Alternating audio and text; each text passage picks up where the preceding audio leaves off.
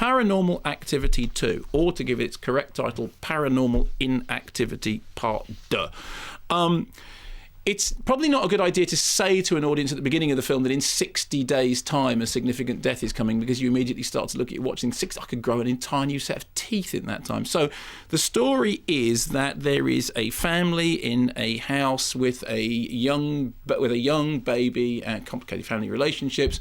Obviously, at the very beginning, the house appears to have been broken into, and so therefore they have to get cameras put all around the house, and then stuff starts to happen around the house in the manner of Paranormal Activity 2. There are a couple of familiar faces, a significant familiar face, and this whole thing will connect up with Paranormal Activity 1. And what I don't want to do is I don't want to give too much away in terms of, I do understand that if people want to go and see Paranormal Activity Part 2, right, they should be entitled to have whatever surprises are there. Here's what I can tell you about it. It is one of the most boring things I have ever seen. The day that I saw it yesterday, I came to it after having had an hour and a half of dental work done. And the dental work was both more upsetting, more exciting, and more creatively rewarding in the end. Here is how Paranormal Activity Part 2 goes, okay? And it's generally, the film goes like this. Boo!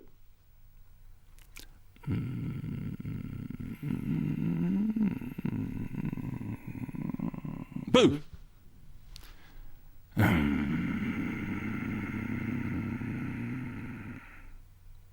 Boo!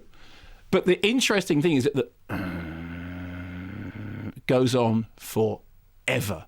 Forever. It's like watching Day 45 in the Big Brother household. No paranormal activity as yet. In a moment, a pot will fall on the floor. Does someone actually do that noise? I mean, it was just stunning. And here's the thing. Alfred Hitchcock once said that the secret to great drama is, you have a conversation with a bomb under a table, right? The audience know that there's a bomb under the table, then the conversation is full of tension. Anything everybody said, because there's a thing going off. This is like that, except they forgot to put the bomb under the table. So there is just boredom. It's snoring interspersed by occasional loud bangs. By the time stuff starts happening, and it is a long way off, you are so uninterested in anybody and so disappointed that all they have managed to do is to rehash the riffs that were done for. I mean, I think this one cost best part of $3 million, so it's massively more expensive than the original.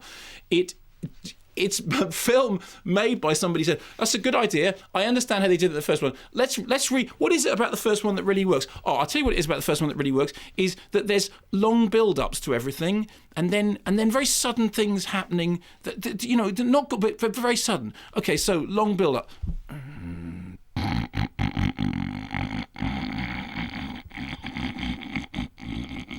Boo.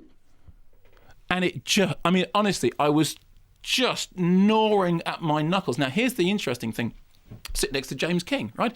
James was sent into paroxysms of despair when he said he literally couldn't sleep afterwards. My head was right, my son, this, looking over at James. Is James jumping? Is James in any way the rest of the audience, who are probably a non-horror crowd, there were a couple of moments in which people, out of some form of sort of sympathy, were, when the initial bangs happen, because some of the bangs are quite loud bangs. And the fact is, if you go up to anyone and go bang behind them, they get a little jump. That's not really such a big deal. There was a couple of bangs and then a couple of ooh. Did it go anywhere? No. Was it scary? No. Was it predictable? Yes. Did I care about the people? No. Did I think at any point I was witnessing something that was a reality, blah-de-blah playing out? No. Did I want it to be over? Yes. Was it dragging its feet like never before? Yes. And did any sense of threat entirely exist on the basis that, the movie before, which had the same two words in the title, that was a bit creepy? Well, it's like that. Only... Can I suggest something? Yes, I can. Was your mood affected by the fact you just had an hour and a half of dental work? Yes, it almost certainly was. Nope. I know. I mean, I wanted to like it because I wanted to like it. But you because just it's had a an hour horror and you'd movie. just been at the dentist. Yeah, for and I an was hour. out. Your face was numb. You were in pain. No, How are you expected to go to any kind I of felt film really good. which you had to be paid my to teeth were see? in lovely shape. My teeth were in lovely shape as a result of it. And I sat and I rushed to the cinema and there was James. That's great. And there was Alan Jones, who I like. And there's Nigel Floyd, my best friend. Sat down. Yeah, come on, bring on the scares. Da da da da da. I think that's the anaesthetic kicking in. Yeah, the anaesthetic is exactly what Paranormal Activity. And boredom like you have never seen. And just wait till the punter reviews start coming in. I paid, £7.50 to see Right, here's the alternative view from Chris in Cardiff. BSc Honours, IDM, Dip, IDM, not quite sure. Diploma of something.